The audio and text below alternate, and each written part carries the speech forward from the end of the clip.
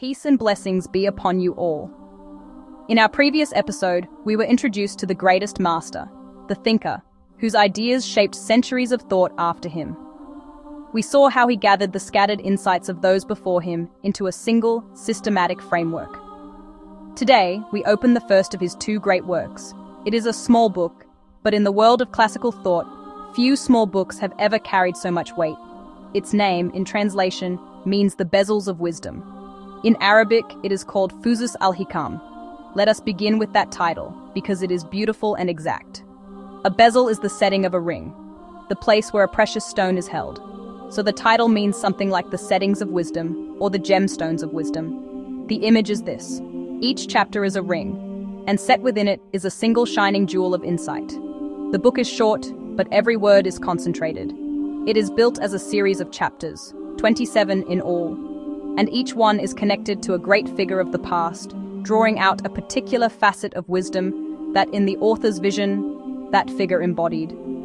It moves through the ages, one luminous insight after another, and the whole book is moving towards something. Like a river that gathers every stream into itself before reaching the sea, the chapters build one after another toward a final destination. And that final chapter, the very last one, the place where the whole book arrives, is devoted entirely to the beloved prophet. Peace and blessings be upon him.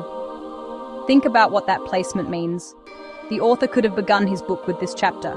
Instead, he placed it at the end, as the summit, the gathering point, the destination of all the wisdom that came before. In the architecture of the book, this is the highest peak.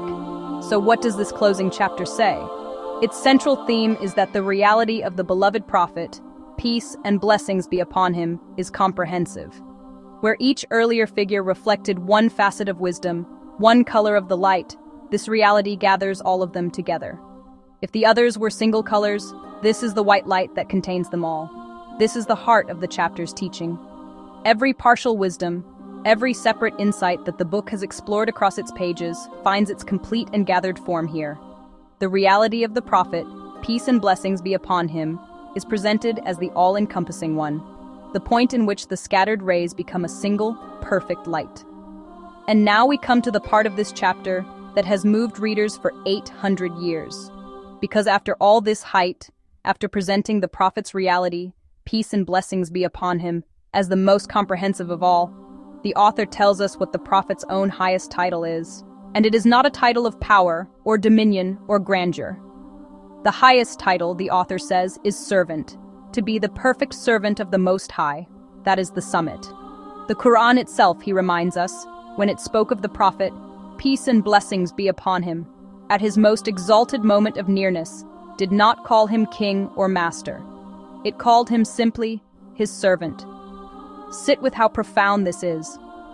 The author has spent his entire book climbing toward this final chapter, raising the reality of the prophet. Peace and blessings be upon him, higher and higher. And at the very summit, what does he find? Perfect servanthood. The highest greatness, in this vision, is the most complete humility before the Creator. The closer to the source, the more perfectly a being reflects that it is not the source. And this resolves the very question that surrounds the author's work. We said in the previous episode that some feared his words raised the created too high. But here, in his own most important chapter, the author himself makes the boundary unmistakable. The greatest created reality is the greatest servant. The moon may be the brightest light in the night sky, but all its light is borrowed from the sun. It never becomes the sun. Notice, too, how this connects to everything we have traced.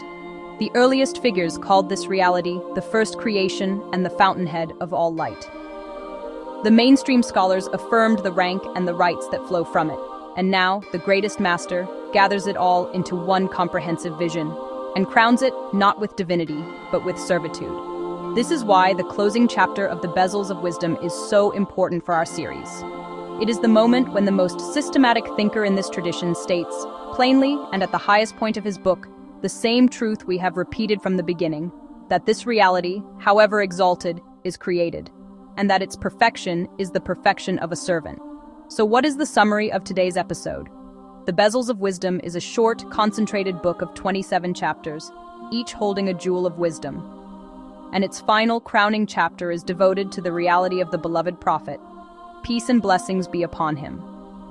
There, the author presents that reality as comprehensive, gathering all wisdom into one, and declares its highest title to be perfect servanthood before the Most High.